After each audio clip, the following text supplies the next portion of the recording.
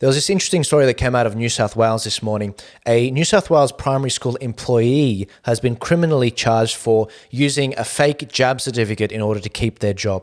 There was a post by New South Wales Police this morning, and the Sydney Morning Herald did an article saying that at 8:30 a.m. yesterday, Tuesday, police executed a search warrant at a home at Merrylands, seizing cash, documentation, and electronic items as a part of a greater strike force they're doing.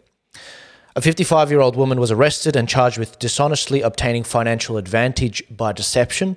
It will be alleged in court the woman used a fraudulent document to verify her jab status with her employer. The Merrylands West woman, who is a school administrative manager, was refused bail to appear at Fairfield Local Court today, Wednesday. To date, 20 people have been charged for various offences, including drug supply, fraud, proceeds of crime, and participate in or direct criminal group. All remain before the courts. Investigations under Strike Force Sugarcane are continuing. So that's the greatest strike force that's going on. It's not just to deal with what's happened with this lady, but it seems like the strike force was set up for other means. Now, in order to better analyze what's going on here, because you probably had the same knee-jerk reaction I did, are they cracking down on people that have got a fake jab certificate? We all know people that have used it in order to keep their profession. I've got Samir Banger to actually talk about this. He's from Banger Legal with me. Samir, welcome to the show.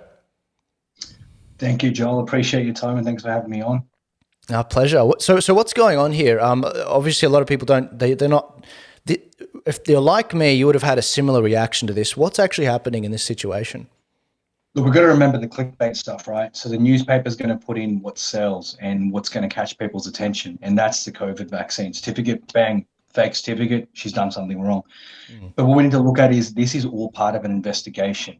There is nothing abnormal. In fact, it's quite common for police to target people around a certain person that they're investigating. Now, in this case, she's the mother of the person they're investigating. They've gone in, from my understanding, done a swoop of the house, and in that period, they've found, I guess, other concerns or other alleged offences, this being one of them. So I'm assuming they've gone through the phone or whatever the case may be, and they've found this. It's one of the best ways for police to put pressure on a particular accused. This happens all the time with, I guess, gang leaders or people who are of interest to the police. So in that raid, or in the process of targeting this person, the mother of the accused, has then come under fire herself. And that's where they've disclosed, apparently they've figured out that there's a fake certificate and they've charged her with that. And interestingly, the police didn't give her bail. I'm pretty sure she wouldn't have a record based on what I'm seeing, although I'm speculating. However, the police decided that she was such a high risk, they didn't want to give her bail. Hence, she presented to court, and I'm pretty sure now would have been granted bail, although I don't know the conditions and the whole facts just yet. But what we need to look at is the knee-jerk reaction makes sense, because the way I read that the first time was the same. But then when I looked into it a bit more and the gang links and whatnot, that completely changes it for me. So this is just by accident that they've found something. That's my opinion at the moment anyway. There could be a lot more that takes this either way. It could be a swoop one way, or it could just be further linked to, I guess you could say, the gang investigation. But I can completely understand why you and other people have had that reaction.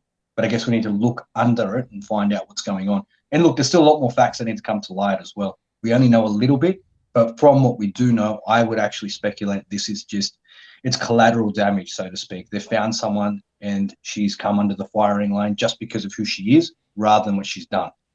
Yeah, they did make note in the Sydney Morning Herald article that, yeah, this does seem to be something that they just sort of stumbled across it as a result. But as you said, it could be a leveraging thing in order to get the son to cave. I mean, going after the mother is a bit low. But let's say this turns for the worst, in the sense that it sets some precedences that they then use to go after other people that have used jab certificates. And, you know, I'm sure a lot of people listening to this show know people that have either paid a doctor or paid for some form of fake jab certificate. Are you worried at all in any precedent that could be set from this? Well, yeah, because whatever this person's sentence, this mother's sentence, is going to be based on at this stage, I'm assuming the fact that she's given it to the school to continue her employment, the fact that she has one, which does set a precedent for anyone else who comes under fire. The question is, how badly does she get hit? Does she get a fine? Does she get jail term? Is it a conditional release order without a conviction? How strong they go? And at this stage, we don't know. And Mm. part of that could also be a part, the pressure.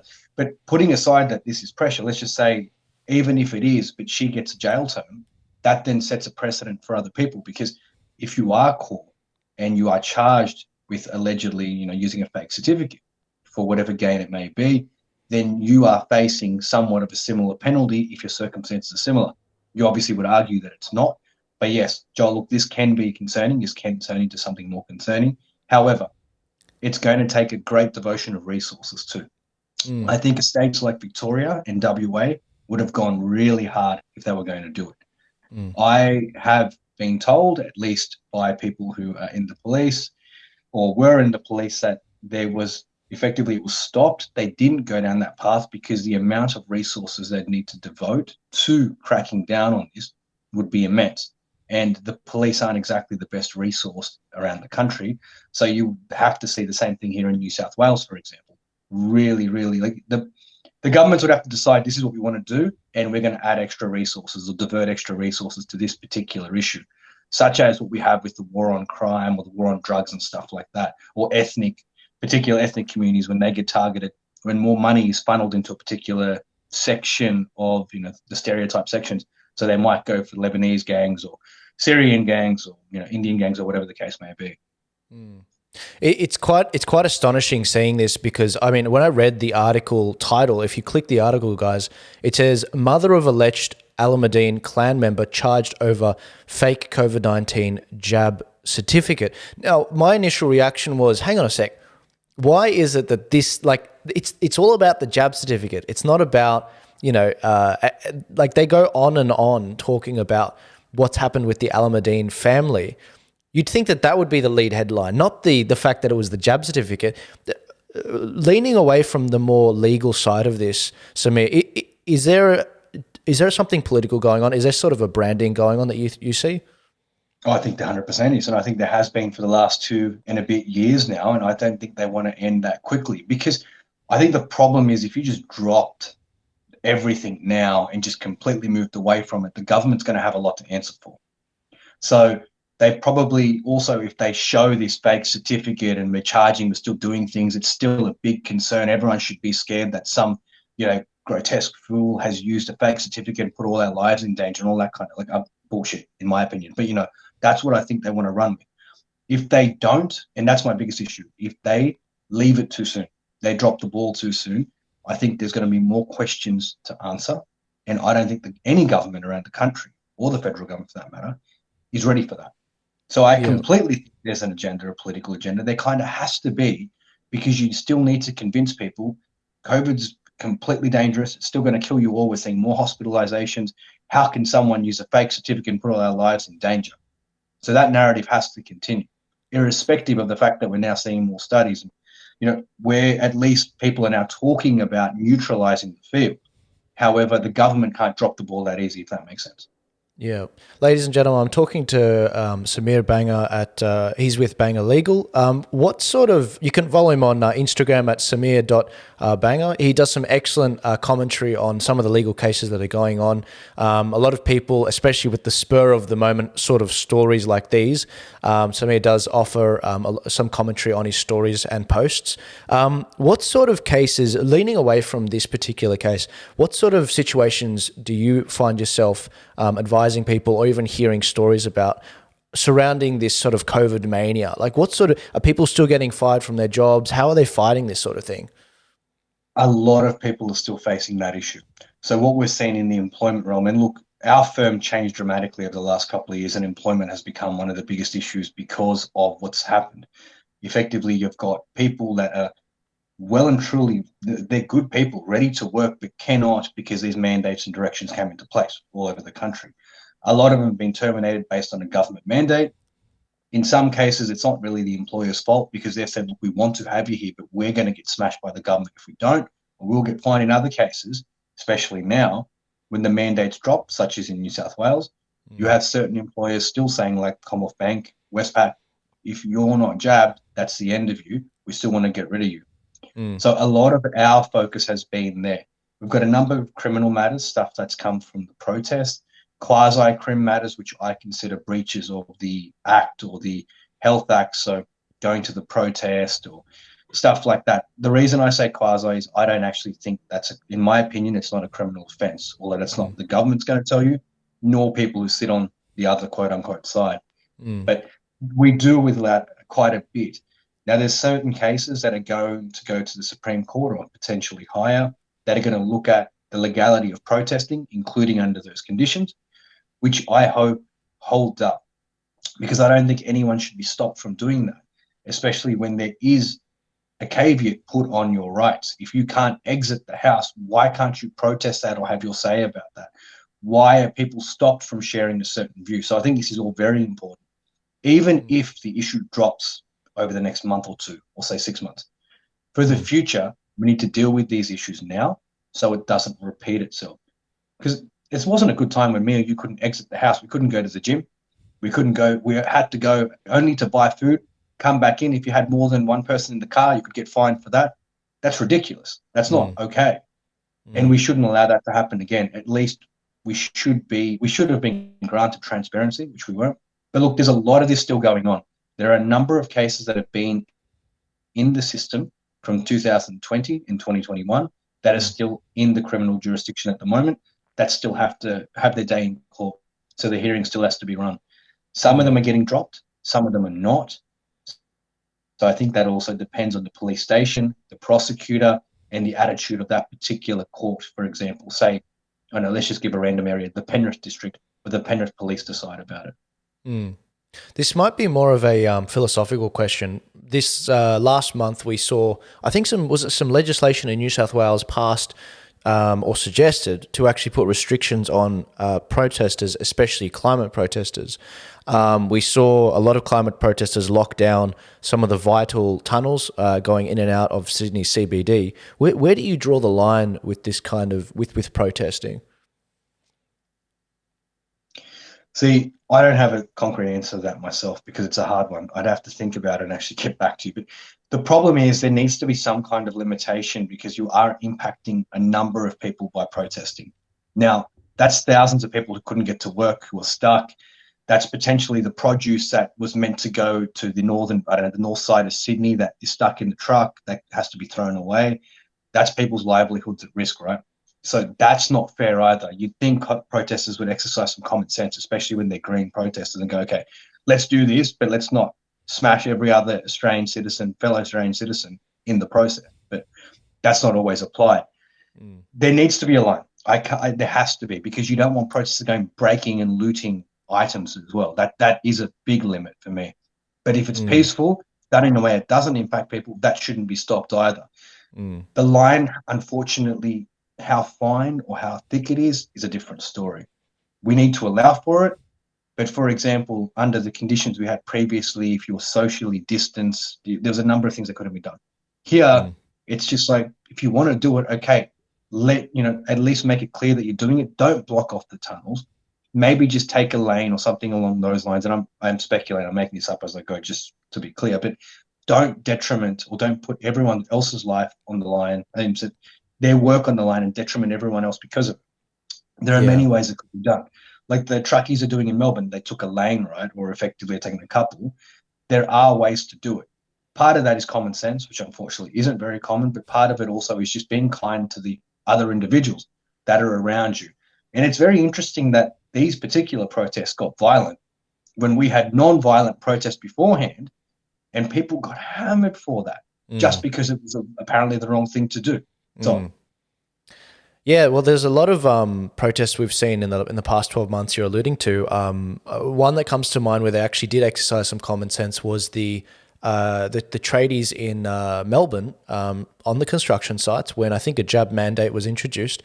Rather than locking down streets and not letting anyone go through, like we saw with the climate change protests this last month, they were having lunch and morning tea out on the street. And if there's all this footage of when an ambulance or a fire truck drives by, they will pick up their chairs, they move away, and then they move back again. so that people know, hey, we're here to make a statement. And, and I think we saw that a lot with the protests as well. If there was an ambulance that was trying to get through and get to an emergency, the freedom protesters would clear a way and let them get through. Yeah, I mean, philosophical questions. I mean, we could go back and forth for a while. Samir, did you have any other thoughts to leave the audience with on these particular issues? Look, on what we discussed today, it's basically make sure you get as much context before we make decisions. Unfortunately, at certain times we can't, and this was a hard one. What you pointed out, Joel, was brilliant, and I think everyone should remember that. You've just said that headline doesn't really summarize what that article's about. What you've said is spot on, and people need to look at that. That headline is effectively like one small part of the rest of the article, and when you've gone through it, it basically gives you a different picture. Crime is crime in certain ways, but the cops need to be a bit better than at certain things that they do. I think people need to know this is a general tactic that is deployed, and as you said, is it really fair or not on mum? Different story. I can tell you that sometimes if the cops can't find anything in a particular raid, they'll go to the ATO, they'll look up the parking fines, they'll do everything they possibly can. Some people think that's good, some people think it's not good. There's limits to all of it. But a number of issues you pointed out are important. But look, people need to discern. They need to analyze what they're looking at reading, and also just the situation in general. Because I think, based on this, what we're seeing is we need a lot more transparency in what goes on. It'd be really fascinating. I don't know how these trials typically pan out, so you correct me where I'm wrong. It'd be interesting if this went to a situation where there was criminal charges and it went to a trial of their peers, basically Australian citizens, looking at that and saying, you know what, no, this is not a law that we agree with. We don't agree that you should be throwing someone in prison or getting hundreds of thousands of dollars in fines because of providing a jab passport. The whole thing is a farce. It's an absolute, and the fact that they're doing it in our name, they're saying, because I understand the police, they have to enforce the laws that are handed down to them from Parliament, and the judges interpret those laws, and the people, they vote these people into power in Parliament. But, it'd be an amazing repudiation of these scamdemic laws if people actually stood up, if it went to a trial like that, and they said, no, this is ridiculous. The lady who's just trying to make a living, for God's sake, she, hundreds of thousands of dollars, earning hundreds of thousands of dollars through deceptive, sort of means. I mean, come on, like, it's not that essential that you get a jab. I'd love to see more of that. I guess the problem is as a jury. So in this case, the summary matter would be dealt with in the local court. But if it was taken, say there was an election made by the accused to take the district court, I'd love to see that. Remember only a few months ago, Joel, there was a time where if you were not vaccinated and didn't have a certificate, you couldn't actually be a juror. So in those conditions, I didn't know that. So if you could not be a juror if you were not vaccinated. This wasn't long ago. It was only a matter of months. Now imagine running it in that climate. And imagine running it now. You may get two very different results because the people in the jury now are actually a better representation of society compared to what they were a few months ago.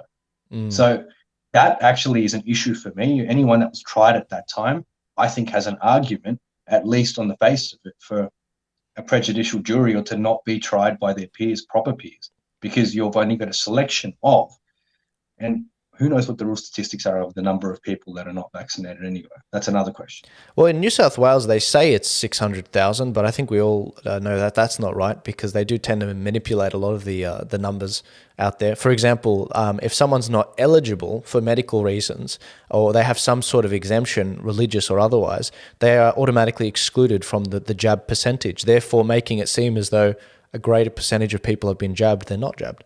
But these are all the marketing techniques of politics, and that's why I'm really grateful to have people like yourself, Samir, at Banger Legal to fight these fights for us. So I want to thank you for that. And if you guys are listening to Samir right now and myself, go follow Samir Banger at Instagram. He does a lot of his coverage there. Is there anywhere else people can follow you?